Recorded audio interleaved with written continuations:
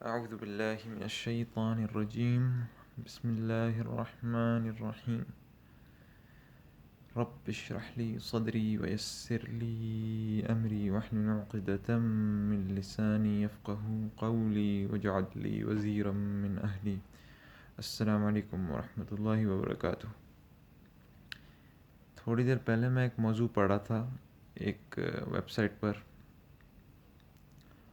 اور وہ مجھے موضوع بہت پسند آیا، تو میں نے سوچا کہ اس کے پیچھے جو آئیڈیاز ہیں وہ میں آپ لوگوں کے ساتھ شیئر کروں. موضوع اصل میں تھا ہمارا جو سرکولیٹری سسٹم ہے، جو ہمارا خون کا نظام ہے ہمارے جسم میں. آپ کو پتہ ہے کہ ہمارا جو دل ہے وہ صاف خون سارے جسم میں بھیجتا ہے، اور وہ خون جو ہے سارے جسم کو آکسیجن دیتا ہے، اور آخر یعنی ہماری فنگر ٹپس تک جہاں جہاں ہمارے جسم میں ضرورت ہے وہ آکسیجن کا سپلائی دے کے پھر وہ گندا خون واپس جاتا ہے پھیپھڑوں وغیرہ سے ہو کے صاف ہو کے، پھر دل اس کو دوبارہ صاف خون کو دوبارہ سے پورے جسم میں پمپ کرتا ہے. تو اتنی خوبصورت ایک جو میں نے چیز پڑھی اس آرٹیکل میں، وہ یہ نظام تو ٹھیک ہے ہمیں معلوم ہے، ہم نے میڈیسن میں پڑھا ہوا ہے، لیکن جو آتھر ہے اس آرٹیکل کا اس نے اتنی خوبصورت اس میں سے ایک بات نکالی، اس میں سے ایک بات ایکسٹریکٹ کی. اس آتھر نے ایک کمپیریزن کیا ہمارے سرکولیٹری سسٹم اور ہماری اسپرچویلٹی کے درمیان. اس نے کہا کہ ہم جس طریقے سے صاف خون جو ہے سارے جسم میں جاتا ہے اور جسم کے آخر کونے تک فنگر ٹپس تک وہ جاتا ہے، اور ایک ایک جگہ کو آکسیجن اور گلوکوز اور جو بھی چیز ہمارے جسم کو ضرورت ہوتی ہے وہ ایک ہمارے ایک آرگن کو جا کے وہ سپلائی کرتا ہے. یہ ہمارے جسم کے ہر کونے کو وہ فائدہ پہنچاتا ہے، اور پھر پہنچا کے دوبارہ واپس آتا ہے اپنی صفائی کروا کے دوبارہ پھر وہی جاتا ہے اور پھر سے وہی کام کرتا ہے. اسی طریقے سے ہم انسانوں کو بھی اس طریقے سے ہونا چاہیے، اس طریقے سے اپنے آپ کو رکھنا چاہیے، اس طریقے سے اپنے آپ کو ڈیولپ کرنا چاہیے، اپنی سیلف گروتھ اس طریقے سے کرنی چاہیے کہ ہمارے ذریعے ہمارا معاشرہ، ہمارا انوائرمنٹ ہم سے فائدہ اٹھائے، اور جس کسی کا بھی ہم سے یعنی انٹریکشن ہمارے ساتھ ہو وہ ہم سے کوئی نہ کوئی اچھی چیز لے کے جائے. یعنی ہم کسی کا نقصان نہ کریں، ہم جہاں کہیں بھی جائیں ہم فائدہ دیں، ہم جہاں کہیں بھی ہوں. اینما یوجہ، قرآن کہتا ہے لا یاتی بخیر، لیکن ہم لوگوں کو یاتی بخیر، ہم لوگ بھلائی لائیں جہاں کہیں بھی جائیں.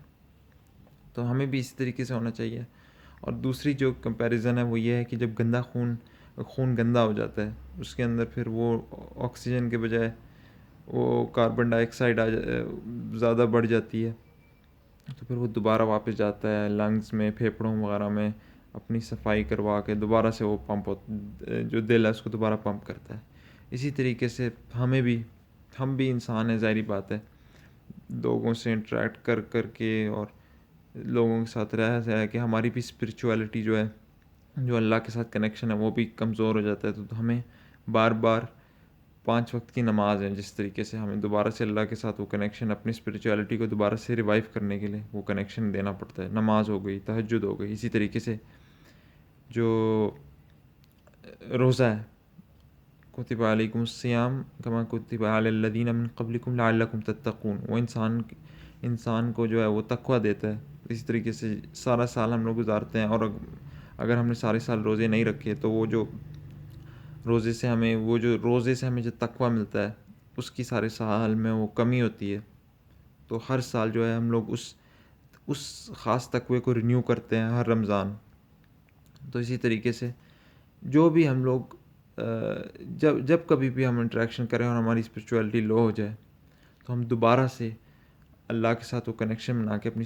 اسپرچویلٹی ہائی کرتے ہیں، اور پھر دوبارہ سے سوسائٹی کو فائدہ پہنچاتے ہیں. تو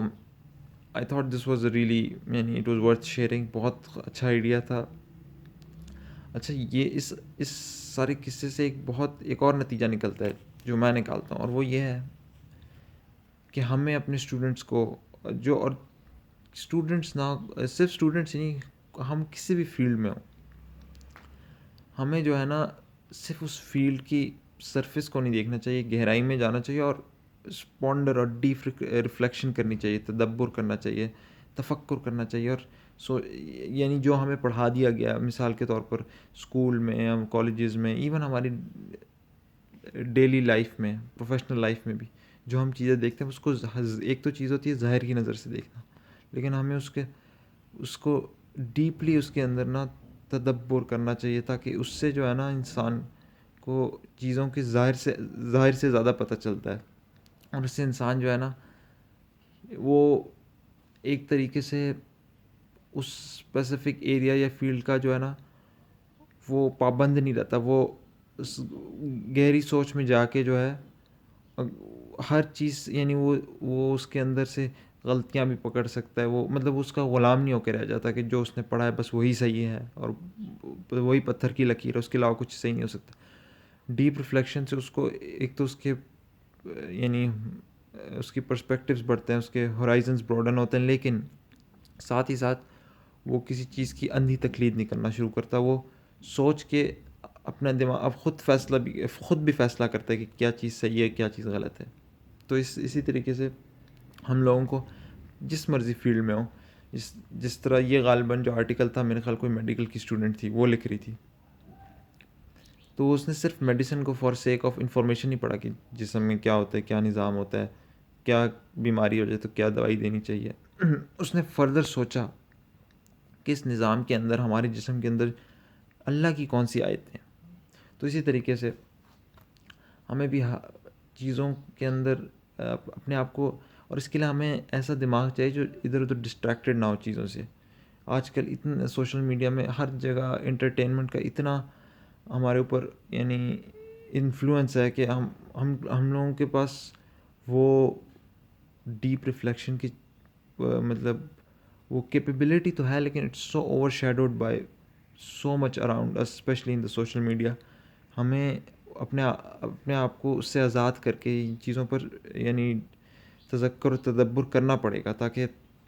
وی can get deeper than just the superficiality. تو بس میں نے شیئر کرنا تھا، اللہ تعالیٰ ہم سب کو توفیق دے کہ we see deeper than what things actually seem to be.